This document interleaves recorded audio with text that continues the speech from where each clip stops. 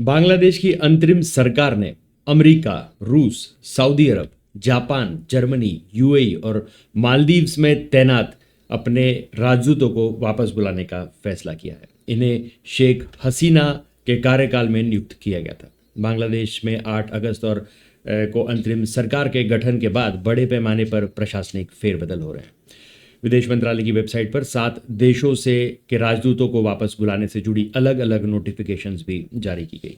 इसमें कहा गया है कि राजदूतों और उच्चायुक्तों का ढाका ट्रांसफर कर दिया गया है। इन्हें मौजूदा जिम्मेदारी छोड़कर ढाका वापस लौटने का आदेश दिया है। उच्चायुक्तों और राजदूतों के अलावा वाशिंगटन के सचिव वहीजुद्दुम्मा नूर और काउंसिलर आरिफा रहमान रूमा, कनाडा के ओटावा में काउंसिलर अर्पणा रानी पाल और काउंसिलर मोशेवीरा फरजाना और न्यूयॉर्क में सचिव अबीद उद्दीन अहमद की संविदा नियुक्ति रद्द कर दी गई है। इन पांचों को 31 अगस्त के पहले देश में बुलाया गया है। बांग्ला अखबार ढाका ट्रिब्यून के मुताबिक संयुक्त राष्ट्र के विशेषज्ञों की एक टीम अगले सप्ताह बांग्लादेश का दौरा करेगी। पीएम हसीना के इस्तीफे के पहले और बाद में हुई प्रदर्शनकारी हत्याओं की जांच भी करेगी। एक अधिकारी ने बताया कि 1971 में बांग्लादेश की आज़ादी के बाद पहली बार ऐसा होगा कि जब संयुक्त राष्ट्र की टीमें मानव अधिकार के हनन की जांच करने पहुंचेंगी। भारत ने 1 साल पहले अमेरिका के पूर्व प्रधानमंत्री शेख हसीना पर दबाव न डालने के लिए जोर डाला था। यह दावा वॉशिंगटन पोस्ट की रिपोर्ट में किया गया था। बांग्लादेश में 7 जनवरी को आम चुनाव हुए थे। इससे पहले हसीना ने अपने विरोधी नेताओं को जेल भेज दिया था। अमेरिका ने इसकी आलोचना की थी। अमेरिका ने सितंबर 2023 में शेख हसीना की पार्टी से जुड़े कई नेताओं पर वीज़ा से जुड़ा बैन भी लगाया था। इसके पहले अमेरिका ने दिसंबर 2021 में बांग्लादेश की रैपिड एक्शन बटालियन आरएबी पर भी बैन लगाया था। रैब पर आरोप था कि वह विपक्षी नेताओं पर अत्याचार कर रही।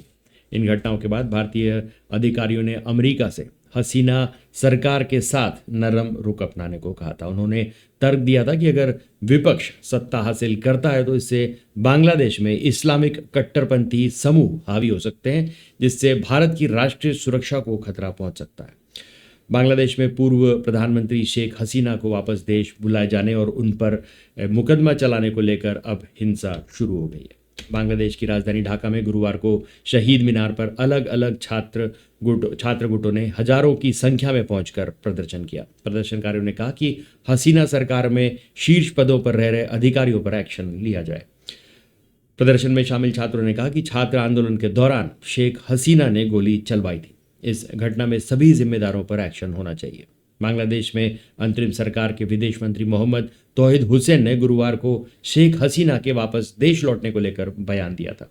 उन्होंने कहा कि सरकार जल्द ही पूर्व प्रधानमंत्री के प्रत्यर्पण पर फैसला लेगी, क्योंकि उनके खिलाफ मामले बढ़ते जा रहे हैं।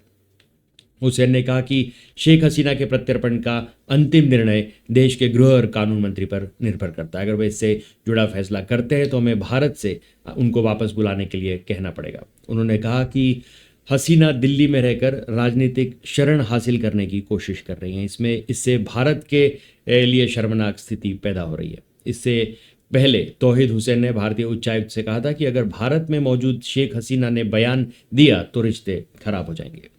बीबीसी के मुताबिक उन्होंने कहा कि बांग्लादेश की पूर्व प्रधानमंत्री का बयान बांग्लादेश सरकार के लिए उनको असहज करने वाला है। शेख हसीना और उनकी पार्टी आवामी लीग के सदस्यों के खिलाफ बांग्लादेश में हत्या और अपहरण का मामला दर्ज है। उनके खिलाफ इंटरनेशनल ट्रिब्यूनल में नरसंहार का मुकदमा दायर हुआ है।